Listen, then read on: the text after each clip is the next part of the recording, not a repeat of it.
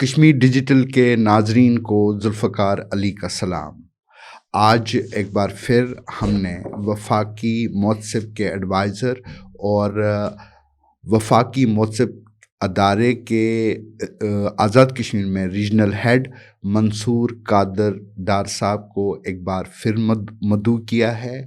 गुज़िश्ता programme में हमने उनसे बात की थी कि वफाकी मोतसिब अदारा किस तरह काम करता है, वहाँ शिकायत कैसे दर्ज की जा सकती है, किनके ख़िलाफ़ दर्ज की जा सकती है और उनका अज़ाला कैसे हो सकता है।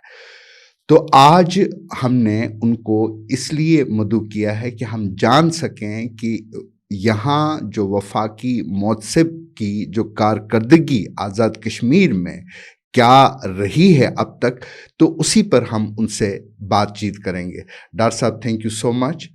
अच्छा, ये मुझे बताइए कि ये जो वफाकी मोतसिब का अदारा है, इसका रीजनल हेड है मुज़फ़्फ़राबाद में, आप उसके सरबराह हैं, तो इसकी कारकर्दगी ये पहले तो कब यहाँ सेटअप हुआ था, कब यहाँ शुरू हुआ था काम, और इसकी अब तक कारकर्दगी क्या है? Bismillahirrahmanirrahim. Thank you very much once again. You have invited me here for this just to highlight the main features of this Wafaki Motsib, what they are doing. Last time हमने एक उस पर पूरी गुफ्तगू की थी कि जी हमारा तरीक़ाकार क्या है, कंप्लेन कैसे हो सकती है, प्रोसीजर कैसे होता है सारा। तो आज हम स्पेसिफ़िकली मैं यहाँ से स्टार्ट लूँगा, जैसा कि आपने कहा कि इसकी परफॉर्मेंस जो है, इसकी कारकर्दगी क्या रही है। तो इसमें मैं थोड़ा सा शुक्रिया अदा करूँगा जनाब एजाज़ अहमद कुरैशी साहब का, जिन्होंने इस मुज़फ़्फ़राबाद की रेटिंग को बहुत हाई रेट में रखा है। वो इसलिए हमारे कोई लास्ट ईयर से कोई अगस्त 2024 में इसका क़याम अमल में आया, और उसके साथ साथ 3, 4, 5 और रीजनल ऑफिसेज़ थे, जो साहिवाल हो गया, स्वात हो गया, इसी तरह से और भी 3, 4, 5 उन्होंने बनाए थे। लेकिन उसमें सबसे अच्छी कारकर्दगी हमारी रही है। जैसे फॉर एग्जांपल लास्ट अगर अगस्त से ये अब आज 14 महीने तकरीबन हो गए हैं, 14 मंथ्स, तो हमने इस पूरे अरसे के दौरान जो है तकरीबन 2200 के करीब हमें कंप्लेन रिसीव हुई, जिसमें से हमने तकरीबन 1700 के करीब उनको रिजॉल्व किया। यानी रिजॉल्व से मुराद है जो कि किसी का काम हो गया, सही, यानी इट वाज मोर देन 75% लोगों के काम हुए 14 महीनों में, 14 यानी इन 14 महीने में। और जैसा कि मैंने कहा कि इसमें बहुत सारे डिपार्टमेंट थे, पीटीए है, बेनजीर इनकम सपोर्ट प्रोग्राम है, पीएलआई है, इंश्योरेंस है, स्टेट बैंक है, नेशनल बैंक है, इसी तरह से सेविंग सेंटर्स हैं। मतलब कि मैं थोड़ा सा रिपीट इसलिए कर रहा हूँ लोगों को पता चले।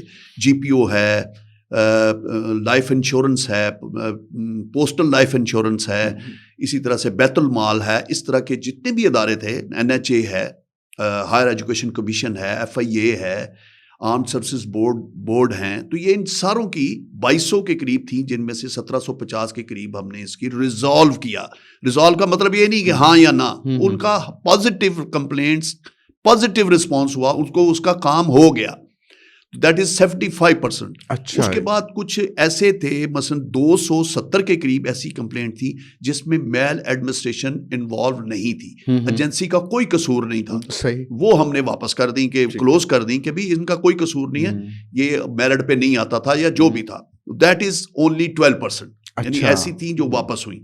और इसी तरह से कोई 14%, 370 के करीब ऐसी थी जो रिजॉल्व तो हुई लेकिन उसकी इम्प्लीमेंटेशन नहीं हुई। उन्होंने हमारे से वादा किया कि हम 1 महीने में, 15 दिन में, 2 महीने में कर देंगे। उस पर उसको हम कहते हैं इम्प्लीमेंटेशन, यानी ऐसी चीज एक तो हुई नहीं है, हो जाएगी, उसको इम्प्लीमेंटेशन में हम डालते हैं।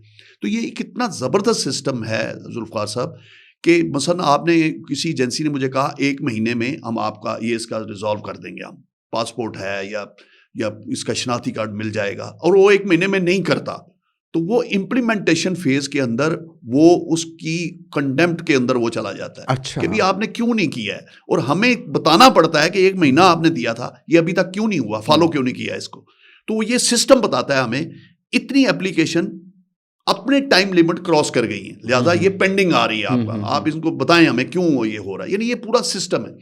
तो दैट इज तकरीबन जो इम्प्लीमेंटेशन में आई हैं वो 305 के करीब थी। तो उसकी भी जो 14% बनता है टोटल उसमें से। जैसे मैं आज की आपको बताऊं कि हमारी अगर इम्प्लीमेंटेशन में फॉर एग्जांपल 300 कुछ थी, तो आज हमारे पास सिर्फ 30 बाकी रह गई हैं। अच्छा, बाकी सारी इम्प्लीमेंटेशन में भी हो गई है। फॉर एग्जांपल मैं आपको एक जरूर बताना चाहूंगा कि आज एक FIA तो नहीं है, ये जो एंटी नारकोटिक्स जो होती है फोर्स ANF जो है, उन्होंने किसी को ESL में डाल दिया था। अच्छा, अब वो बेचारा बंदा, उसने कुछ किया ही नहीं, कुवैत से वो आया छुट्टी पे, कुवैत वालों ने कोई इतराज नहीं किया, जब वापस जाने लगा उन्होंने कहा आपका नाम तो ECL में है। अच्छा, अब वो बेचारा इतना परेशान हो, ये हटियां साइड का, तो वो इतना परेशान हुआ, हमारे पास आया कि जी मैंने तो 22 साल सर्विस की है कुवैत में, अगर मैं वापस नहीं जा सकूंगा, मेरे इतनी पीरियड है, तो मुझे तो वो निकाल देंगे, मेरी पेंशन भी नहीं होगी, कुछ भी नहीं होगा। Then we have take up the case and हमने उसकी 2-3 हियरिंग की, फैसला किया, और आज वो आया हुआ था, कहता सर आखिरी दिन, जिस दिन मेरी आखिरी दिन था, उसी दिन मुझे ACL से क्लियर हुआ, उसी दिन मैं पहुंचा और मेरी पेंशन और सारा कुछ बहाल हो गया। अच्छा। और अल्लाह का इतना, वो आज इतना शुक्रिया अदा कर रहा था। मैंने कहा शुक्रिया वफाकी मुंसिफ के करें जिन्होंने ये फैसिलिटी यहाँ पर दी है। तो यानी इस तरह से, जैसे एक केस था आज वो हायर एजुकेशन कमीशन में कि बच्चे को वहां पर जारी हुआ लैपटॉप, उसको नहीं मिला। अच्छा, तो फिर हमने कहा ये क्या मसला है। अब हायर एजुकेशन कमीशन HEC वाले कह रहे हैं हमने तो दिया हुआ है, इधर वाले यूनिवर्सिटी वाले इधर उधर कर रहे थे। तो ये केस था इम्प्लीमेंटेशन में। आज उन्होंने ले आए, कहते ये लैपटॉप है और ये बंदे को बुलाएं और उसको हम दें। यानी ये इस तरह से लोगों के काम हो रहे हैं, लोगों के मसाइल हल हो रहे हैं। आई मीन के वेरी गुड प्रोग्रेस, और इसको रेटिंग में बहुत हाई में रखा है जो नए अदारे बने हैं। तो ये एक अच्छी है। अच्छा डॉक्टर साहब, एक बड़ा एक मामला है आज़ाद कश्मीर का, वो ये है कि लोगों की आम शिकायत ये है कि इंटरनेट ठीक से नहीं चल रहा है, इंटरनेट सुस्त चल रहा है, और PTA से उनको शिकायत हैं। तो इस मामले को आपने देखा है, ये क्या है? ये बड़ा अच्छा आपने सवाल किया। और इस PTA सा जब से ये अदारा बना है हमारा लास्ट अगस्त 2024 से, और इसमें हमें तकरीबन, मैंने जैसे 2200 बताया ना, तो 2200 में से मेरा ख्याल है 30 से 35% सिर्फ PTA की शिकायत थी। तो ये एक बहुत बड़ा मसला है, वाकई आप सही कह रहे हैं। लेकिन वफाकी मुंसिफ का अदारा वो किसी ओवरऑल किसी की बात नहीं करता, वो एक कंप्लेन को पकड़ता है। जैसे आप हैं, आप कहते हैं प्लेट में मैं रहता हूँ, फलां जगह पे मेरा एड्रेस है, मुझे मेरे घर में नहीं आ रहा, तो ये तो हो गई कंप्लेन। सही। अगर कोई कहता है जी पूरे मुजफ्फराबाद का बुरा हाल है, तो उसको हम टेकअप नहीं कर सकते, हमने कंप्लेन के पीछे जाना। एक जो कंप्लेन करे उस, तो इस कंप्लेन में मैं आपको बताऊं, हमने कम से कम कुछ नहीं तो बहुत सारे गांव हैं, विलेजेस हैं मुजफ्फराबाद, जो भी एज ए होल कलेक्टिवली कोई एप्लीकेशन आई है या इंडिविजुअल, अच्छा, वो हमने रिजॉल्व की हैं। लोगों ने आके कहा है जी अब हमारा नेट वो ठीक हो गया। अब मसला ये है कि अब ये पूरे आज़ाद कश्मीर का मसला है। अब कोई आके हमें कहे जी अच्छा जी मुजफ्फराबाद पूरा अपर अड्डा पूरे में वो नहीं है, तो हम उसको तो शिकायत नहीं ले सकते ना। हमें तो चाहिए कि बंदा आके बताए, 3-4 कलेक्टिवली दे दें। तो इसमें मैं आपको थोड़ा सा ये बताना चाहूँगा कि जब से वफाकी मुंसिफ ने इसके ऊपर टेकअप किया, और इसमें मैं कश्मीर डिजिटल को बहुत क्रेडिट दूंगा कि इन्होंने एक मेरी जो हेयरिंग थी डायरेक्ट ऑनलाइन इन्होंने की। अच्छा, वो ऑन एयर हुई, और वो कहीं हमारे डिप्टी जो चेयरमैन हैं जो PTA के, वो देख रहे थे। अच्छा, और उस पर मैंने उन्हें कहा कि भी आपने इससे, एक बंदा है उसको, उसकी आपने पूरी महीने का पोस्ट पेड या जो भी कार्ड है उसकी फीस ले ली। सही। अब आप उसको कह रहे हैं कि यहाँ पर फिर उसकी फीस कम करो, फिर उसकी जो आप सर्विस दें या फिर उसको कम करें। तो वो काफी इशू बना, और उसके बाद ये हमारे प्लेट में वो एक शिकायत थी। तो उन्होंने प्लेट में कोई 15-20 लाख रुपए की कोई एक इंस्ट्रूमेंट लगता था उस पोस्टर के ऊपर, अच्छा, जिससे उसका वो हो सकता था। तो उन्होंने कहा जी ये तो कंपनी नहीं लगाएगी। तो PTA ने फैसला किया कि ये यार इतना हाइप क्रिएट हो गया है, ये उधर वाकई लोगों का मसला है। तो उन्होंने कहा आपने, मुझे नहीं पता, ये लगाएं आप। And they have fix that instrument, और वो बंदे के घर में वो आना शुरू हो गया। यानी इस तरह से हम, अच्छा, ये तो एक इंडिविजुअल का मसला हल हो गया, लेकिन यहाँ जनरली इस तरह की शिकायत है। एक्चुअली मसला क्या है, ये शिकायत क्यों है, ये शिकायत आम है। अच्छा, कि कहाँ से ये मसला पैदा हो रहा है कि यहाँ इंटरनेट जो है बहुत ही स्लो है।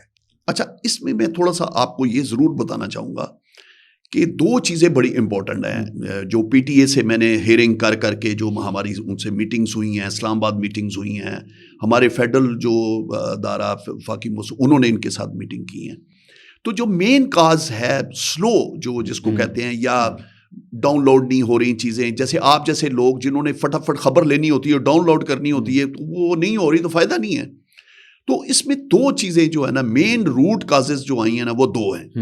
एक तो नंबर 1 ये है कि जितनी सेलुलर कंपनीज हैं उनका जो फाइबर है वो नहीं है। फाइबर सिर्फ एससीओ की है। सही है। अब ये वो टेक्निकल तरीके से वो बूस्टर टू बूस्टर वो इस्लामाबाद से आ रही है, उसमें बड़े मसाइल हैं। बजाय इसके कि एक आपकी फाइबर और डायरेक्ट अब वो ले रहा है नेट। तो एक तो ये है कि वो फाइबर सिर्फ एससीओ की है, और बाकियों को शायद हमें यही पता चला कि इजाज़त नहीं मिल रही फाइबर में। तो इस पर बड़ा हमने टेकअप किया, कहते जी हमें एनओसी नहीं दी जा रही। तो फिर हमने ये किया कि वो सारा पता जब किया तो पता चला कि राइट ऑफ पॉलिसी जो है वो ऑलरेडी इशूड है। ठीक है। उस राइट ऑफ पॉलिसी के तहत, जैसे कि मैं आपको ये मैं साथ लेकर आया हूँ, मैं आपको कॉपी भी दूंगा उसका, जो राइट ऑफ पॉलिसी है उसके मुताबिक जो किसी भी चीज को जो किसी ने देनी है किसी को इजाजत, तो that is the only AJK government. ठीक है। यानी चीफ सेक्रेटरी एंड टीम। सही है कि सिंपल वो जो है वो उन्होंने चेक करना है और उन्होंने एनओसी इजाजत देनी है। जबकि हमें ये कहा गया जी हमें एससीओ नहीं इजाजत देता। जब हमने इस पर डिस्कशन की तो पता ये चला कि वो कहने लगे नहीं जी हम तो नहीं रोकते। मैंने उनको लेटर दिखाया कि ये आपका है कि आप जीएचक्यू से जाकर एनओसी ले, तो ये आपका किस तरह से ये बनता नहीं है। तो पता ही उन्होंने कहा जी हमने ये नहीं कहा, हम ये चाहते हैं कि हमने इतना पैसा लगा के फाइबर लगाई, ठीक है, तो आप हमसे ले लें। जैसा कि एक बूस्टर है मिसाल के तौर पर सीएमएच में लगा हुआ है और दूसरा बूस्टर जो है ख़राब हो गया, तो वो अपना इंस्ट्रूमेंट उस बूस्टर जैज़ वाला जो है वो मोबिलिंग पे या जैज़ वाले के जोंग वाले के ऊपर लगा कर तो फैसिलिटी दे देता है, वो उससे चार्जेस ले लेते हैं। सही तो है, ये एक बड़ा आसान तरीका है कि बजाय इसके न्यू लगाने के। जी बिल्कुल बिल्कुल। तो उस पर उन्होंने कहा जी कि हम ये करते हैं, आए हमारे साथ और हमारे साथ बैठे और बैठकर हमारे साथ तय करें और हम आपको फाइबर का इजाजत देते हैं। तो ये तो यहां तक तो हो गया, ठीक है। अब ये इसकी मॉडस ऑपरेंडी जो है ना वो फाइनल होनी है कि ये किस तरह से होगा, ठीक है। तो इस सिलसिले में एक तो ये एक प्रॉब्लम है और ये मेरा ख्याल अब रिजॉल्व होने जा रही है। नंबर 2 ये है कि जैसा कि पीटीए एक फुल फ्लेज अथॉरिटी है, इसी तरह से यूएसएफ एक अथॉरिटी बनी हुई है। यूएसएफ यूनिवर्सल सर्विसेज फंड है एक। इसमें जुल्फकार साहब मैं आपको बताऊंगा, जो भी कंपनी किसी जब ये लेती है 5G 3G 4G या 5G आ रहा है, जब वो टेंडर वसूल करती है at the time of tender वो 1.5% स्पेक्ट्रम का और 1.5% यूएसएफ फंड का भी जमा कराती है। अच्छा, कोई भी कंपनी है उसने लेना है तो ये जमा कराएगी और फिर हर साल उसने देना है। हर साल उसने ये फंड के लिए पैसे देने हैं, ठीक है, उस कंपनी ने देने हैं।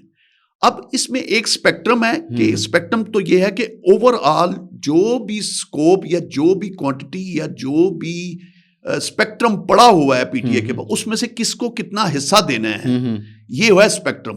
मसलन अगर एक मैं जैसे मेरे आसान लफ्जों में अगर 10 इंच का पाइप है तो उसमें से 1.25 इंची का या आधी इंच का पाइप मिलेगा जाकर जी जैज वालों को, ठीक है। इस तरह वो रखते हैं और सारा नहीं देते, वो अपने पास भी रखते हैं, इमरजेंसी के लिए भी हो सकता है। तो उसका स्पेक्ट्रम कहते हैं उसको 1.5 देते हैं, ठीक है। यूनिवर्सल फंड ये है कि मिसाल के तौर पर दो चीजें जो आपने कही हैं कि सर्विसेज नहीं है, दो उसके हैं, एक अंडर सर्व्ड है, एक अनसर्व्ड है। अच्छा, अंडर सर्व्ड ये है जैसे शहर है हमारा और सब कुछ हो रहा है लेकिन प्रॉपर सर्विस नहीं आ रही, वो अंडर सर्व है, पूरा उसको वो नहीं दे पा रहे। इसलिए नहीं दे पा रहे कि अगर किसी एरिया के लिए 3 बूस्टर चाहिए तो एक बूस्टर लगा हुआ है। हाँ हाँ।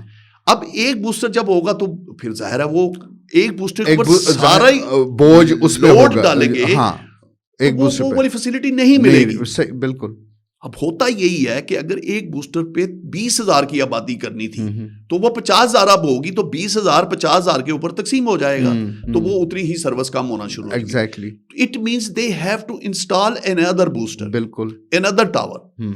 अच्छा, अब इसमें ये होता है कि थोड़ा सा मैं जुल्फ़िकार साहब आपको ज़रूर बताना चाहूँगा कि ये जितनी भी सर्विसेज हैं, जितनी भी कंपनीज हैं, सेलुलर कंपनीज, इनके जितने इंस्ट्रूमेंट्स हैं वो सारे के सारे ये इंपोर्ट होते हैं। ठीक है, ठीक है, इंपोर्ट होते हैं और ये इधर से नहीं है।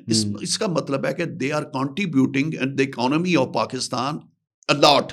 ये नहीं, काफी हिस्से तक ये कर रहे हैं। इतना नहीं है कि जी इनको निकाल देंगे तो बहुत बड़ा नुकसान होगा, लेकिन इनको सस्टेन करवाना है।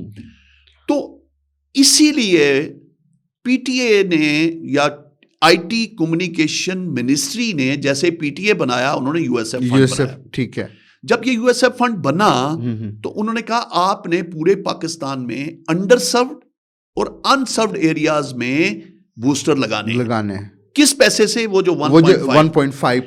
अच्छा, उस पर जब बात हुई तो उन्होंने कहा सारे सूबों में यूएसएफ फंड काम करेगा। अब यूएसएफ को मैं थोड़ा सा समझा दूं किस तरह करता है। फॉर एग्जाम्पल इधर रंजाटा है, रंजाटा में बूस्टर कोई नहीं है। अब रंजाटा की टोटल जो क्वांटिटी है वो लोग हैं 5,000 या 10,000 कनेक्शन है, लेकिन उनका वो फिजिबल नहीं है, वायबल नहीं है, क्योंकि उनको एटलीस्ट 25,000 होने चाहिए, फिर वो बूस्टर लगाएंगे तो उनको फायदा है। फॉर एग्जाम्पल अगर एक टावर लगाने पे 10 करोड़ खर्चा आता है लेकिन इनकम 5 करोड़ है तो 5 करोड़ का उसको नुकसान तो कोई नहीं करेगा। ना ही हम पाबंद कर सकते हैं, ना पीटीए पाबंद कर सकता है उसको, दिस इज अ बिजनेस कि नहीं तुम करो भाई 5 करोड़ का नुकसान, ये तो मैं नहीं कह सकता। इस चीज को डिफ्यूज करने के लिए, कंपनसेट करने के लिए यूएसएफ फंड है। ठीक है, यूएसएफ फंड उधर आता है और आकर कहता है ठीक है 5 करोड़ है, 5 करोड़ मैं लगाता हूं, तुम लगाओ बूस्टर। ठीक वो है, टेंडर करता है, जो कंपनी टेंडर प्रॉपर रेट देती है कि कोई कहती है मैं 5 करोड़ सिर्फ चाहिए मुझे, मैं लगा दूंगा, दूसरी कहती है मैं 4.5 करोड़ में करूंगा, तो वो 4.5 करोड़ वाले को वो बूस्टर लगाने की इजाजत दे देंगे। तो अब वो बूस्टर जब लगेगा तो वो सर्विस बेहतर हो जाएगी। अब बात यह है आजाद कश्मीर में यूएसएफ फंडिंग क्यों नहीं हो रही, ये मैं बता रहा हूं। अब जब ये फैसला हुआ तो सारे सूबों ने कहा कि यूएसएफ काम करे सारे सूबों में, वेयर एज जो हमारा आजाद कश्मीर और गिलगित बल्तिस्तान था उसमें कौंसिल चूंकि पहले थी 13 अमेंडमेंट से पहले, ये पहले की बात है, तो कौंसिल ने कहा जी कि आप यूएसएफ फंड जो है ना आप मत करें, आप हमारा पैसा हमें दे दें, ठीक है, हम खुद करेंगे। सही, हम खुद एजेंसी बनाएंगे यूएसएफ की, और वो जो कि हमारे आजाद कश्मीर और गिलगित बल्तिस्तान के आईटी कम्युनिकेशन मिनिस्ट्री के साथ मिलकर ये काम करेगी। ये हो गई बात। उन्होंने कहा ठीक है अगर आप नहीं करते तो ठीक है, हमें कोई इतराज नहीं। उन्होंने जो आजाद कश्मीर में टेंडर्स हुए थे, लैंड किए हुए थे जितनी भी कंपनीज के 4G 3G 2, उन्होंने वो पैसा उठाया कौंसिल को दे दिया। ठीक है, उन्होंने कहा ये ले आप खुद करें। तो कौंसिल ने आज तक नहीं लेकिन किया। कौंसिल ने आज तक ना वो यूएसएफ फंड बनाया, ना यूएसएफ फंड के लिए जो एक समझ लें जिसको कहते हैं ना कंपनी बनानी पड़ती है जिसने ये के जरिए काम करना है, वो नहीं बनाई। अब उसके बाद क्या हुआ कि ये पैसा जो है स्पेक्ट्रम का पैसा 8 बिलियन रुपीस तो उन्होंने ट्रांसफर किया आजाद कश्मीर जो हुकूमत कि को, शायद वो प्रोटेक्शन फंड में वो सोशल प्रोटेक्शन प्रोग्राम में था, वो आईटी प्रमोशन के लिए, आईटी एंड कम्युनिकेशन की प्रमोशन के लिए था, लेकिन वो उधर चला गया। लेकिन जो यूएसएफ फंड का फंड अभी तक ट्रांसफर नहीं हुआ आजाद कश्मीर में। अब ये जो चीज थी इस पर हमने मैंने अब एक लेटर चीफ सेक्रेटरी साहब को लिखा। चीफ सेक्रेटरी साहब वो लेटर मैंने फेडरल को भी लिखा, अपने वफाकी मोहसिब ने आईटी कम्युनिकेशन को लिखा। मेरे पास सारे लेटर हैं। ठीक है, क्योंकि हम तो एजेके गवर्नमेंट का तो कुछ नहीं, हम तो सिर्फ लिख सकते हैं, क्योंकि हमारा इख्तियार सिर्फ फेडरल एजेंसीज के ऊपर है। बिल्कुल, हम आजाद कश्मीर की किसी महकमा किसी की कोई कंप्लेन नहीं ले सकते। जो आती है या तो हम मुझसे आजाद कश्मीर को भेजते हैं, अदरवाइज हम एक लेटर लिख देते हैं कंसर्न मिनिस्ट्री को कि ये प्लीज देख लें आप। लेकिन 2018 में 13th अमेंडमेंट आई, जाहिर है उसके बाद जो है पैसा आना चाहिए था, आजाद कश्मीर को पैसा हुकूमत को मिलना चाहिए था, वो क्यों नहीं मिला? वो अभी तक नहीं। अब मैं आपको बताता हूँ इसकी प्रोग्रेस। उससे ये हुआ कि काफ़ी इसमें जब हुआ, हमारे भी लेटर गए, उधर से भी लेटर गए, तो अब मुझे ये खुशी की बात ही है, मैं कहता हूँ it's a good positive sign कि इस वक्त आज़ाद कश्मीर में आईटी डिपार्टमेंट जो है उसके सेक्रेटरी की हेडशिप में यूएसएफ बन चुका। अच्छा, बन चुका है। और दूसरी हमारी उसमें जो लेटर हमने लिखा था कि दो ही चीजें हैं, यूएसएफ फंड तो बन जाएगा, इंप्लीमेंटेशन भी कर लेंगे, लेकिन इसका पैसा आप लें वहां से, एक चीज। दूसरा ये था कि अगर राइट ऑफ पॉलिसी जो है, किसी को एनओसी चाहिए इस मामले में, हमारा ये था कि एक कोऑर्डिनेशन यूनिट होना चाहिए जिसके अंदर पीडब्ल्यूडी, इलेक्ट्रिसिटी, एमडीए, बल्दिया, एससीओ, मिनिस्ट्री ऑफ आईटी, ये सारे एक जगह बैठे, सही, वो एक ही दफा वन विंडो ऑपरेशन के तहत देखें भी मुझे ये एतराज है कि ठीक है ये बचाते हैं तो ये कंडीशंस होंगी, वो कंडीशन के साथ उसको एनओसी दे दें। तो अब इसके ऊपर काम जो करना है, that is not like with this वफाकी मोहसिब, वो तो आजाद कश्मीर हुकूमत ने करना है। अच्छा, ये कितना पैसा, मतलब दो चीज़ें कि मतलब मैं सिर्फ आपकी ओपिनियन लेना चाहता हूँ कि क्या आज़ाद कश्मीर की हुकूमत के पास एक्सपर्टीज़ हैं या कैपेसिटी है कि वो यूएसएफ चला सकती है उसको, और दूसरा ये कि ये जो पैसा है यूएसएफ का ये कितना है तकरीबन, कोई आपने छानबीन के दौरान आपको पता चला होगा कि कितना पैसा है? इसमें हम रफ एस्टिमेट ही कर सकते हैं, चूंकि 1.5 स्पेक्ट्रम का 1.5 ही यूएसएफ का है, तो उससे हम अंदाजा ही लगा सकते हैं रफ एस्टिमेट कि अगर वो 8-10 अरब है तो ये भी 8-10 अरब होगा। अब where that money is laid with council, किस बैंक में, ये हमें नहीं, ये तो जाहिर है, और चीफ सेक्रेटरी साहब बहुत कोशिश कर रहे हैं, उन्होंने मीटिंग्स की हैं और अभी सुना है हमने कि वो पैसा भी शिफ्ट होगा। एक तो नंबर चीज ये है। दूसरा, कैपेसिटी की इसमें कोई मसला है ही नहीं है। अगर सेक्रेटरी आईटी इसको उस कंपनी के तहत एडवर्टाइज करेगा, टेंडर आएगा तो काम करना है कंपनी ने, पैसा जो बाकी होगा, अगर 10 करोड़ में टावर लग रहा है तो वो 8 करोड़ देगा यूएसएफ, 2 करोड़ देगी कंपनी, उन्होंने तो पैसा कमाना है। एग्जैक्टली। अब ये जब तक नहीं होगा तो ये जो अनसर्व्ड है और अंडर सर्व्ड है, ये मसला हल नहीं होता। अब फॉर एग्जाम्पल मैं अब आपको वफाकी मोहसिब की हद तक मैं आपको बता देता हूं कि अब होता ये है कि जितनी भी कंपनीज हैं इनका एक समझ लें कि एग्रीमेंट होता है कि जब ये टेंडर लेते हैं तो पीटीए को एग्रीमेंट के तहत साइन करते हैं कि हम हर साल 6 रूरल एरियाज में और 6 जो है अर्बन एरियाज में टावर मजीद लगाएंगे, हर कंपनी, ये उनका मैंडेट है, ठीक है। लेकिन हमने जो कोशिश की, हमने इतना ह्यू एंड क्राई हुआ, मैं इसको सिर्फ ये बताना चाहता हूं कि 6 की बजाय फॉर एग्जांपल एससीओ ने इसमें हमारे साथ बड़ा तामुन, वो इस साल सिर्फ 64 टावर्स लगा रहे हैं। अच्छा, 64 ओनली एससीओ। इसी तरह जोंग ने 6 लगाने थे, 19 लगा रहे हैं, क्योंकि हमने इनके साथ सबको बुलाकर मीटिंग्स की कि भाई आप फिर ना कहना इधर बहुत ह्यू एंड क्राई है, लोग सही चीख रहे हैं, पैसे दे के भी इनको सर्विस नहीं मिल रही, आप प्लीज इसको कंसीडर करें इसको। तो उन्होंने, ये सारी कंपनीज हैं, फॉर एग्जांपल जैज वाले वो अभी 6 लगा रहे हैं, टेलीनॉर वाले 18 लगा रहे हैं, और यू फोन वाले 6, और ये 115 हो गए हैं। अब ये कम से कम 36 होने चाहिए थे, 115 हमारी एफर्ट से। तो लाजमी बात है जब 115 लगेंगे तो सर्विस बढ़ेगी। एग्जैक्टली। अब मिसाल के तौर पर ना, एक टावर है वो 5 किलोमीटर तक कवर कर सकता है। अब हम वो टावर लगाया हुआ है प्लेट में, और P84 वाला कहता है मुझे नहीं मिल रहा, तो उसको कैसे मिलेगा? 5 किलोमीटर से ऊपर जा रहा है। अब वहां पर स्पेशल टावर लगाना पड़ेगा। जब वो वहां टावर लगाने जाता है, वो कहता है जी मेरे वाली तो वाइबल नहीं है, इंटरनेट बेहतर हो जाएगा। लेकिन हम उसको फोर्स नहीं कर सकते कि नहीं तुम लगाओ, वो कहता है जी मेरा नुकसान है, नुकसान होएगा। जब तक जी यूएसएफ भी उसमें कंट्रीब्यूट करेगा तो मैं वही कह रहा हूं कि इसमें वो ये बड़े हक में जाने में, वो कहते हैं जी हम क्यों देते हैं फिर 1.5 आपको, इसीलिए तो दे रहे हैं। अब मैं मिसाल के तौर पर मैं बताता हूं, मुझे पता चला कि बलूचिस्तान में, चूंकि फार मोस्ट एरियाज हैं, फार फ्लंग्स एरियाज हैं, उन्होंने कोई मेरा ख्याल है 200 से ज्यादा सिर्फ टावर लगाए यूएसएफ ने। अच्छा, अब देखें अगर यहां आ जाएगा यूएसएफ तो कितने टावर्स और लग सकते हैं। एग्जैक्टली। अगर ये मसला ही हल हो जाएगा। अगर और कुछ नहीं तो शहरों में तो कोई मसला नहीं रहेगा। बिल्कुल। अब आ गया जी मसला अवान पट्टी के, मेरे पास लोग आए, हमने वहां भी लगवा दिया। हम जब कहते हैं, हम कहते हैं यार थोड़ा सा आप करो, ये नहीं हो सकता कि आप साफ ही हमें कह देते यूएसएफ। भाई मैं यूएसएफ पे तो नहीं बैठा रह सकता ना, आप इस बंदे का मसला हल करें। तो we worked very hard on this, और हमने इसके ऊपर ऑनलाइन डिजिटल, कश्मीर डिजिटल के साथ बैठकर किए, तो इसके अच्छे रिजल्ट निकल रहे हैं।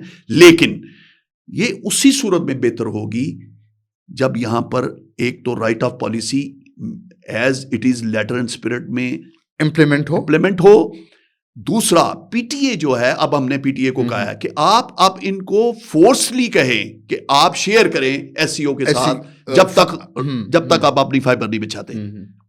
दो, नंबर 3, यूएसएफ का Azad Kashmir government is doing very well, they are working very hard. IT जो हमारे सेक्रेटरी हैं Rashid Hanif sahab is very intelligent, very very good officer, वो पूरी कोशिश कर रहे हैं, लेकिन बात पैसों के बगैर कहीं नहीं होता।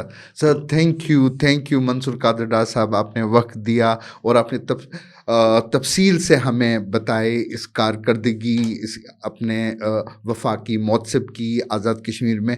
नाजरीन, आपने मंसूर कादर डार साहब की गुफ्तगू सुनी और उनकी गुफ्तगू से आपको अंदाज़ा हो जाएगा कि आज़ाद कश्मीर में इंटरनेट जो सुस्त है, ये ठीक से नहीं चल रहा है, उसकी वजूहात क्या हैं, उस पे पेशरफ्त हो रही है। यही उम्मीद की जा सकती है कि अगले चंद महीनों या चंद सालों में सूरत हाल बेहतर हो जाएगी। इसी के साथ जुल्फ़कार अली को दीजिए इजाज़त। अल्लाह हाफ़िज़।